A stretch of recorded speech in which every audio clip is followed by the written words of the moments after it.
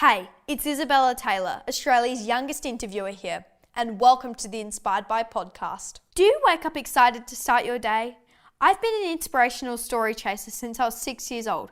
Everyone I've interviewed loves what they do, and to them, it's not work. I'm so excited. Are you ready? In 5, 4, 3, 2, 1, let's go, people! Do you think of yourself as a budding photographer? Do you have a passion within to share stories with the world? I'm so excited to share with you Ben Baker's story. Ben grew up in Adelaide and followed his dream all the way to New York, where he has photographed some of the most powerful and famous people in the world. benbakerstudio.com. Elon Musk, Oprah Winfrey, Donald Trump, Scarlett Johansson, Ron Howard, Michelle Obama, Barack Obama, Tony Bennett, and Ethan Hawke. And that's just to name a few. Ben Baker. You're an Australian and an American portrait photographer based in between Sydney and Adelaide and have created iconic portraits of some of the world's most powerful people, including Presidents Bill Clinton, George Bush Jr., Barack Obama, Donald Trump, and Joe Biden. Yes. Can you describe the moments in your childhood that kindled your passion for photography? I can remember when I was in high school, we had a really amazing high school art teacher. And my best friend, who's a filmmaker, he and I got into the classroom together and we kept helping each other get into photography and learn how to develop in the darkroom. And I think from there, I was hooked. I've been a photographer ever since. Did you have inclinations before the darkroom, or was it just like at that split second you knew you wanted to do that? I always knew I was a creative person. I was drawing and painting and making sculptures, and I was always inspired by people who didn't have a normal job, I guess. I liked the idea of having a really sort of different kind of a life and traveling around and meeting people. I didn't really know what that was, I was still pretty young. My dad worked in Aboriginal communities in the north of Australia, in Darwin. And I was lucky as a kid, he'd bring me out on these trips. And I got to see my dad working. He didn't work behind a desk. He would get in the car and drive from community to community and meet people and try to help organizations and communities come together. So I was always thought, wouldn't it be amazing to have a life where you could be traveling around and that could be your job instead of going to the same place every day. It's really hard for some people because some people don't know what they want to do when they're younger or even older, and I never really knew exactly. I thought a creative world and a camera was a great way for me to express myself, but I've got friends who work as actors or filmmakers or designers or painters, and they have a similar experience. It's a different way, I guess, of channeling the creative energy. You know? Ben, in your case, whilst in your art class in high school at Christian Brothers College in Adelaide, your teacher recognised your interest and encouraged you. How important was it to have that input from your teacher at that point in time? It was incredible. It was everything. It was very inspiring. I'm always incredibly grateful for teacher Peter Wheatley Dawson. He's always been a bit of a hero because I remember going to him one day and I would say, so what's the right answer? In like every other class, you're like, what's the right answer in maths or in science or in sports? There's a winner and the best time. And he said, well, that's up to you, isn't it? And I remember being so confused, but I realized that what an incredible answer, that it's really sort of a journey that you have to go on and something you discover that really sort of inspired. I was definitely confused when he told me that, but I'm very grateful for that kind of advice. And as long as you keep working hard at it, he will always expect me to be working really hard and do the best I could on all the projects. But it was the path that I could find for myself, so I was very lucky to have him. In our research, we discovered that following high school, you were rejected by the local community college you applied to. Obviously, that rejection didn't set you back since you went on to become one of the world's best portrait photographers then. At the point of rejection, that must have hurt, but did it make you more determined? I think it did. I did ultimately. I was obviously very upset when I was given the letter that said I wasn't going to my school that I thought I'd get into. I did work really hard in high school and I did very well. I got very high marks. So I thought I had a place. I think maybe I thought it was just going to happen. So maybe I wasn't very happy at the time. I was pretty upset, But looking back now, maybe it was a good motivator to get me to realize that there are always other ways to find your success, you know? Can you describe your journey from working in Adelaide, then Sydney, backpacking in South America to landing in New York, photographing some of the world's most powerful people? So I realized I wanted to go overseas and try my luck in a big city in New York, but the journey needed to sort of have steps, I guess. So I went from Adelaide to being a photo assistant in Sydney, and I worked for very famous photographers. They're very busy photographer, and that was hard, a lot of hard work, but looking back now, it was a good opportunity. And then I realized I wanted to have a break, and I just needed to rethink about things a bit and have a bit of a travel and see the world. So I thought, what was the most foreign place I could think of that was furthest away from Australia and might get me on the way to New York? And I thought, well, looked at South America on the map and went, that looks fascinating. So I spent a year going from the bottom of South America almost to the top. And then I went to New York, and again, in one of those lucky moments where I knew someone who helped get me a job in New York and a start and an opportunity. And I guess I didn't look back. So it hasn't always been easy, but it's definitely been a fun journey. When you look back and think, well, I wish I'd done this or done that, but life is a journey that you've got to sort of go forward and try your best. And sometimes you might not make the best decision, but that's the best decision you made that day, you know, and about that time in your life. And those are the experiences that we all get to sort of, that's the joy of living and living a life that you want to keep growing and learning and having a laugh and having some joy. But along the way, you definitely have some, you know, I've definitely had some moments that weren't as much fun, or challenges, or things that didn't go right. But I think without those downs, you're not going to enjoy the ups as much, you know? So it's always that balance, right? You can never have a mountain without a valley. Exactly. Who were you working for whilst the person who knew that person in New York? Well, I got to New York, and I was looking for a job as a photo assistant. And there was a friend of mine who's a really close friend of mine who was in New York already, and he was a bit older than me. And he was already working for very famous photographers, Mary Ellen Mark, and he knew someone at Annie Leibowitz's studio, who's a very famous photographer. He worked at Vanity Fair, and he knew someone, and he was kind enough to help me and really make a big effort to change my life and give me an opportunity to go in and at least be given an opportunity to meet someone and have an interview. And I was very lucky to get a job from that interview. So there's always ways that people are going to try to help. It's really, I think you got to look back and hope that people can help you, or even some days reach out to people and ask them. And there's a lot of wonderful people in the world who will want to help if you've got the right level of hard work and sort of right intent. And I think people are out there. There's a lot of people in the world who want to help. What was the best advice you ever got from Annie Leibovitz? The best advice I got from Annie, well, it was a very intense place to work. When you're the biggest photographer in the world and you're going from magazine cover to magazine cover and big celebrities, there's not a lot of time, to sit around and chat. It's a pretty ferocious sort of environment, and you're working in a very big team. There's a lot of pressure and stress. But what I learned from Annie was, under all that stress and all that pressure, you've got to enjoy it. You've got to make the most. I watched her when she would photograph very, very powerful people, that she would find a way to connect with someone and try to humanize someone and find a way to take the stress out and the pressure off and have a lighthearted moment. And I think also too that she had this incredible balance of incredible intensity and focus, but also trying to make it a fun day for everyone on the crew. You know, and it didn't always work that way. There were some days that were were harder than others. But I definitely learned that you have to really apply yourself, and it's very serious. People see the joy and they see the fun and they see the excitement of these jobs.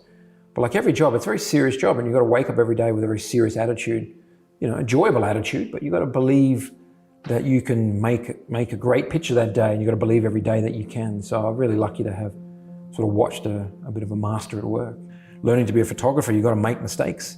And even on Annie's crew, I made mistakes. Other photo assistants made mistakes. But we all have to work together, you know, when you make a mistake, to correct it. Because there's no roadmap, it's not science, it's not mathematics, there's no perfect solution every day. And you've got to kind of keep going along the road and, you know, putting a foot here and realizing, well, maybe that's not the best place to step, and this isn't the best place to step.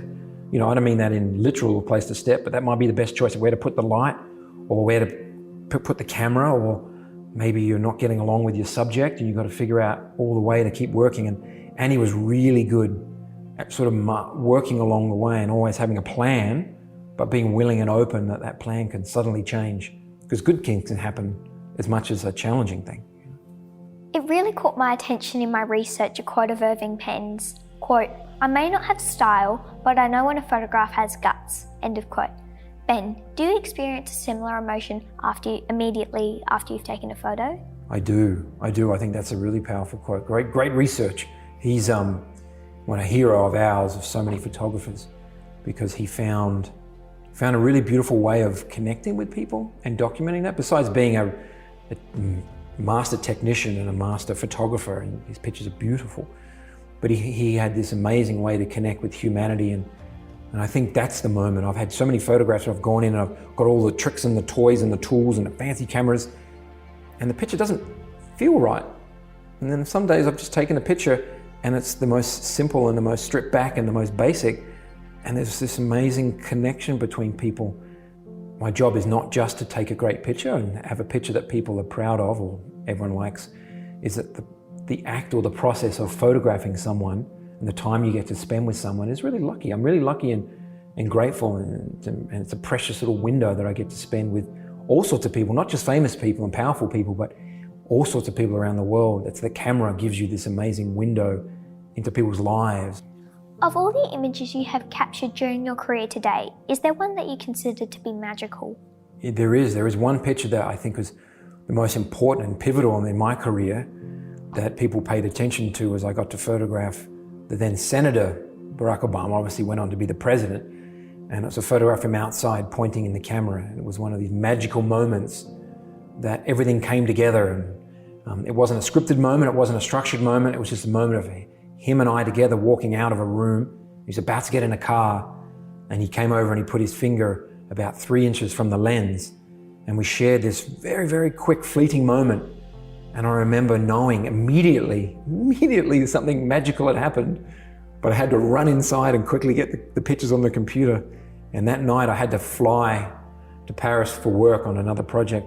And I remember sitting there and had my computer on the whole flight all night. I couldn't go to sleep because I just kept staring at this picture that came together. I was very lucky, but it was also great preparation. So I'm always grateful for that magical moment. What was the longest time you ever got with President Obama or with Michelle, if it was that photo? Whenever you get invited to the White House, it's always a very challenging time because they're so busy. You can imagine the president's schedule is pretty chaotic and pretty intense. So you wouldn't get very long. So when I photographed Barack Obama and First Lady Michelle Obama, I had 6 minutes with them, and we had to come up with this amazing picture that told this incredible story. So there's an immense amount of pressure and stress to be able to come up with what looks like a very light-hearted moment between a president and a first lady. So 6 minutes is kind of normal. I've been in the Oval Office and I was in there for sometimes 5 minutes, 3 minutes, 15 minutes. When I photographed Michelle on her own, I sometimes get 30 minutes. Normally, I was in the White House for most of a day. I'd get to go in and set up and get my lights and my cameras ready, but the time I'd get with them was quite short. So I became an expert at very quick photo shoots, which is fine. I actually found I quite enjoyed it because you get forced to be very direct and very clear and have good ideas, became fun. When I have a very, very long photo shoot, I kind of get a bit bored now because I'm so trained at very stressful moments. But also when you're photographing people in those situations, in those environments, anything could happen. Like one day I was in the Oval Office and I was meant to do this big photo shoot, and there was this terrorist attack that didn't happen, thankfully. But the president had to have all the military people and all these very important people were standing at the doorway, and I had to accept that my photo shoot had to get cut short, which makes sense. I mean, photo's important, but security of the world, pretty important too. So. When you're photographing some of the most powerful people in the world, how do you control your set with intense time constraints imposed on you by them? Well, we try to get my first moment when I'm with them is to try to connect with them. Try to separate them from their stress and their work and try to have them connect with me. That's the hardest part. If I can get that right, it doesn't really matter if it's a short portrait, because if I've got good, honest connection between two people, you don't need a lot of time to take a very powerful picture, a great picture. Sometimes when I connect with these people and we're enjoying ourselves, they give me more time. I've had plenty of times, which is the best, when their person says, okay, that's over, and they've said, no, I like this guy. We can stick around. So that's the hope, that you always get a little bit more time. Ben, You must be an incredibly spontaneous and focused photographer to cope with such high-pressure photo shoots with all that can go wrong and still deliver world-standard images. Well, that is the job, isn't it? That's the expectation, that I'm a professional and I have to deliver. You know, I always say that I don't really get to choose the time or the place or the setting I don't get to control much, but I've got to deliver, and that's the professional photographer. That is my job as a professional photographer. I must provide them with a great cover of a magazine and great pictures on the inside, and now they need the pictures for the internet. It's a lot to deliver in a very short window of time, but if you come in and you're prepared and you've got a good team of people with you and you've got a good plan, but you've also got to be willing to let the whole plan suddenly turn left or turn right. And that's one of the biggest sort of process, I think, of learning and growing as a photographer was you've got to have a set idea, but you've got to be willing to just be open to them. And maybe the person you're photographing that day or you're interviewing that day has an interesting insight that you never thought about. And if you didn't open that door or were willing to have that door be opened, and think of all the things you'd be missing. So that's where the plan is. And that's being professional and being prepared. And that's why I have all these years of training too, to build yourself up for those moments that you can be ready to smile and inside maybe like, oh no, it's going a different direction. But on the outside, like, okay, great, let's go. Let's have fun with it. Let's see where it goes. And usually I look back at my best pictures and I was willing and open to new ideas or new experiences. So that's a good reminder to keep being open to new ideas. What sacrifices do you feel you have made pursuing a career that requires you to just drop everything and go when an assignment comes up? I've made big sacrifices, I think, as a photographer whose life can change in one phone call. I've not been able to have a very balanced life. Like I see friends who take their kids to the playground and I'm always running around and the phone rings and I have to go somewhere. And even planning holidays or going catch up with friends, I'd always say to someone, I'd love to visit you, but things could change. Like when I was waiting for that photo shoot of Barack Obama, his people said, we're going to give you access to Barack Obama, but it's going to happen in the next 6 months because it was a campaign, and we'll give you 24 hours notice, and it could be anywhere in America. So you can imagine every time I had to go somewhere, I was very upset and sort of nervous that the phone call would come in and I'd be too far away. It worked out just fine. But, and that's also why I took my little pictures of dogs with cones, because I'd love to have a dog, but I can't have a dog because I'm not in one place long enough. And if I'm going to have a dog, I think I want to be around it all the time. I really like the photo of the cone dog where he has back legs as wheels. I remember I was watching a dog program and it was like very similar, just didn't have a cone and it had pink wheels at the front. Yes. It's really beautiful to see how humans care for dogs just like their children, as you would with any animal, but more so with dogs, because it's almost like man's best friend, as people say. It is, I love those dogs are amazing because I look at you and there's so much life in them. My favorite dogs on that whole project were they call them the tripods. The guys that have girls or guys have 3 legs and they have one missing.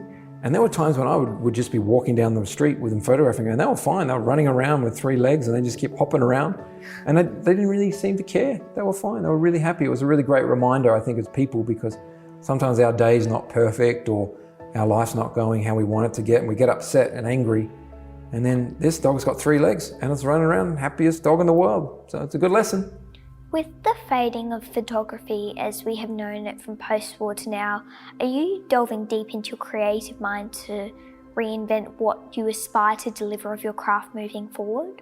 Wow, that's a very big question. It's a very, very challenging question. I think all of us, as technology sort of has changed photography, because when I started, there was 3 magazines or a few more magazines and big cameras, and it was all a very structured world. And now, because of technology and the iPhone and the digital world, things have really changed so quickly, and I've been lucky to sort of be part of that, but also it's been challenging because my world has changed so much. And definitely right now, you've good instincts, because right now my world is really having to reinvent myself and rethink about what I want to do, how I want to work as a creative for the rest of my life. So I'm definitely going through some really challenging times of rethinking how I do things and what I do. But in many ways, it's probably great, and it probably forces you to keep evolving and think of new ways of telling stories.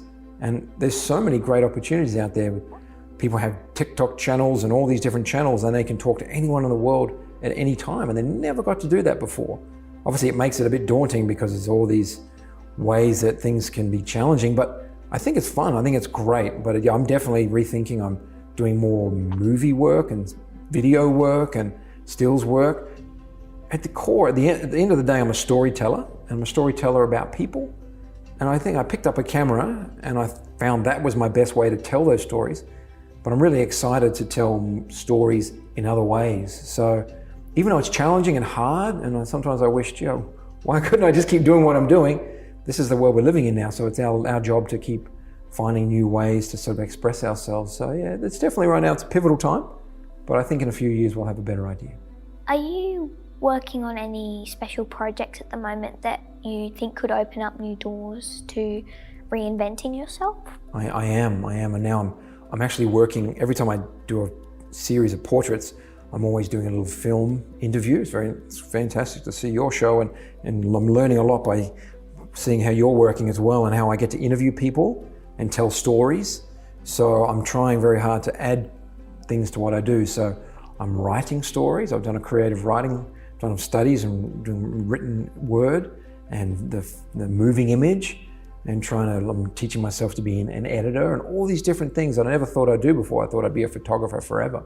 So what I'm trying to do is to complement. I'll always be at the core a portrait photographer. What do you enjoy doing in your downtime? I've learned I remember photographing a woman a few years ago in New York, and she asked me a very challenging question, and she said, "Tell me your hobbies." And I was about to tell her my hobbies, and she goes, "Stop, you can't use the word photography." Of course, I was about to say, I collect photography books, and I like going to museums. Museums are okay, because that's pictures and photographs and paintings. And she said, "What do you do in your spare time that's not connected to photography that gives you joy?" And I think I was too focused on my work, and I didn't have enough a world around me. So I was in New York, and New York's an island, and I always wanted to learn how to sail. So I went sailing off down the bottom of Manhattan, and that gave me so much fun, because it gave me a release and a joy that had nothing to do. I'd get on the boat with my sailing friends, and they didn't care what I did at work, and I care, we all care about each other, but it wasn't about work and success and all these things in our life that we try to judge ourselves on. I was just getting on a boat and making sure we had a really fun afternoon and spending time with people who were good people. So, what advice would you give to a young person aspiring to enter the photography industry, and what things they could expect from your experience? My advice would be to think of yourself as a storyteller and not just use photography. So if you can pick up a video camera, if you can write stories, if you can draw, I think the more multi-skilled you are, the more you can harness different storytelling techniques and ways to do it. I think you're going to have an amazing journey going forward. But maybe don't just limit yourself to just photographs, because I think you've got to be able to do more than that. And I think you'll end up having more fun anyway if you do that. Because then you wake up and you're like, not just taking photographs, maybe you're writing and drawing or making a movie or doing an animation. So think of yourself as a more sort of storyteller that has different platforms. How would you advise a young person getting started in the photography industry? Definitely go and work for photographers and understand what it is, because I think it's very hard to do it just on your own. Knowing different people and working for different people gives you a chance to see what their life is like and what they're learning. And so it's not just about taking a photograph. Like when I'm actually taking photographs, that's only a very small part of my week. So the rest of it is like you're doing. You do a lot of research for interviews and preparation and thinking and planning. And the photography, when I'm taking my pictures, I call it my happy place. It's my joy. I really love doing it.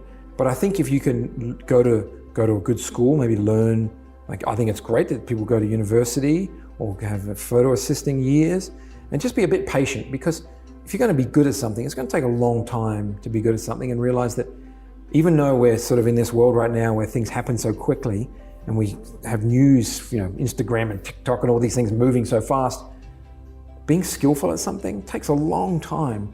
So it's having patience and having a bit of self-belief that it's okay, it won't happen today, it may not happen overnight. But things are going to happen if you keep doing the right thing. But again, exploring different ways of telling stories. So get in there, work really hard, but realize that's a long road, it's a long journey. So just be kind to yourself and be patient. That's very insightful, thank you. Ben, thank you very much for taking the time to talk with me today. I'm sure that these insights will excite and inspire the next generation of photographers. Thank you. Thank you for doing what you do. It's really amazing to see how much work you put into your projects and interviews. That's why people see what I do. They see just the photograph. But I do a lot of research and I work very, very hard, and it's impressive to see how much work you've put into this too. So thank you for taking the time and caring. I have a gift for you. All right, I love gifts. Who doesn't love a gift? Cone doggy. Oh, wow. I made him. You made a cone dog? Yes. That's incredible. You made this guy? Yes. That's amazing. Thank you, Ben, for sharing your inspirational journey with us thus far. I hope this episode sets your passions on fire. Love to see you in the next episode. Head to inspiredby.com.au. Thank you so much for listening.